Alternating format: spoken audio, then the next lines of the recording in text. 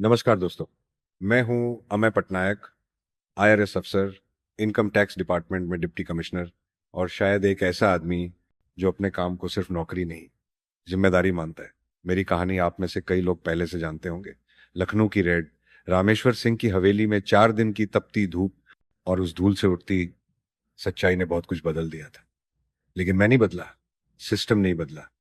तबादलों की फाइलें अब भी मेरी कुर्सी से पहले पहुंच जाती हैं। और जब कोई मुझसे पूछता है कि हर जगह क्यों रेड करता हूं, तो मैं सिर्फ एक बात कहता हूं, जब तक लोग चोरी करेंगे और कानून आंखें मूंद लेगा, मैं अपने काम से मुंह नहीं मोड़ सकता। तो मैं हूं Amay Patnaik, Indian revenue service का एक ऑफिसर। लोग कहते हैं 4,200 करोड़ से ज्यादा की रिकवरी की है मैंने अपनी ड्यूटी में। पर मुझे कभी भी मेडल से प्यार नहीं था, सच से था। कहानी शुरू होती है जब मेरा ट्रांसफर होता है राजस्थान के भोज टाउन में। क्या कारण था? उस राजा से 2 करोड़ की रिश्वत लेना। लोग सोचे मैं बिक गया, लेकिन जो दिख रहा था वो सच नहीं था। भोज पहुंचते ही मैं सीधा अपने नए ऑफिस जाता हूँ। मीटिंग होती है सीनियर ऑफिसर्स के साथ। उनको कहता हूँ टारगेट सिर्फ एक है, दादा भाई। भोज का एमएलए फाउंडेशन चलाता है, पर असली बिजनेस उसका कुछ और ही है। मैंने पहले से रिसर्च कर रखा था। पहली रेड उसके बंगले और फाउंडेशन पर की, मगर जब अंदर गया तो खाली था। सब एविडेंस हटा चुका था। लगे हाथ में अपना पूरा कागज वापस लेकर आया।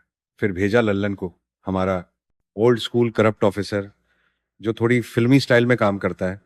फाइल लेने गया दादा भाई के सेक्रेटरी के पास। पूरा एक्टिंग किया जैसे कोई दिखावा कर रहा हो।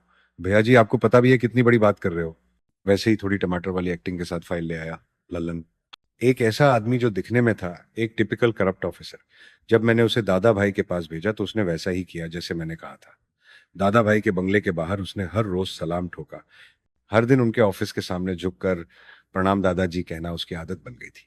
पर असल में लल्लन सिर्फ एक नाटक कर रहा था, मेरा आदमी था। उसका काम था लोकेशंस ट्रैक करना, जहां पैसा, जेवर और इलीगल एसेट्स छुपाए गए थे।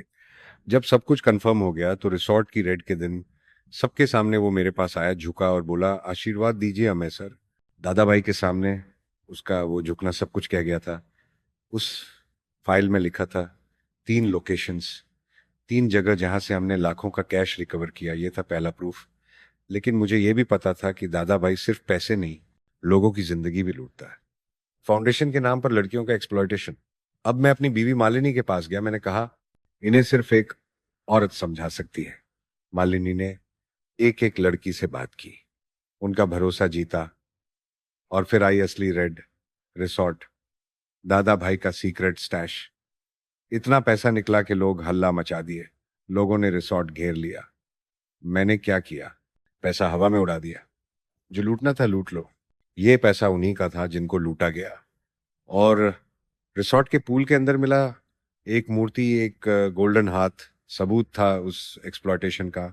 इसी बीच दादा भाई ने भेजे कुछ लोग मुझे मारने, लेकिन उस वक्त आई उन्हीं लड़कियों के साथ दादा भाई की माँ। और सबके सामने उसने दादा भाई को थप्पड़ मारा। जब दादा भाई ने रिसोर्ट पे हो रही रेड रोकने के लिए सीधा मिनिस्टर को फोन लगाया, तो उस वक्त मिनिस्टर के बगल में खड़े थे ताऊ जी। मिनिस्टर ने ताऊ जी की तरफ देखा जैसे किसी सलाह की उम्मीद कर रहा हो। ताऊ जी ने बिना घबराए धीरे से कहा, मंत्री जी, भ्रष्टाचार जैसे मामले सेंट्रल के अंडर आते हैं और ये रेड भी उन्हीं की तरफ से है। बस इतना कहना था। मंत्री समझ गया कि सिग्नल क्लियर है। अगर दादा भाई को बचाने की कोशिश की तो नुकसान उसी का होगा। ताऊ जी ने न तो ऊंची आवाज में कुछ कहा, नहीं कोई धमकी दी, पर उनका ऑरा ही काफी था। एक शब्द में ताऊ जी ने दादा भाई को सिस्टम से अलग खड़ा कर दिया। दादा भाई के पैर कांप गए। समझ गया, अब रास्ता सिर्फ एक है, जेल। और जेल के उस सेल में उसका इंतजार कर रहा था कोई पुराना दुश्मन, रामेश्वर सिंह, जिसे मैं पहले रेड में अंदर भेजा था। दोनों ने एक दूसरे को देखा और कहा, अब मिलके बदला लेंगे। पर मुझे फर्क नहीं पड़ता, क्योंकि जब तक अमय पटनायक जिंदा है, कोई भी दादा भाई या रामेश्वर सिंह सच्चाई से भाग नहीं सकता। आप लोगों के लिए बस इतना ही कहूंगा, अगर कहानी पसंद आई हो तो लाइक करो, कमेंट करो और सब्सक्राइब जरूर करो। आपका एक सपोर्ट ही हम जैसे ऑफिसर्स को हिम्मत देता है। अगले मिशन तक, जय हिंद।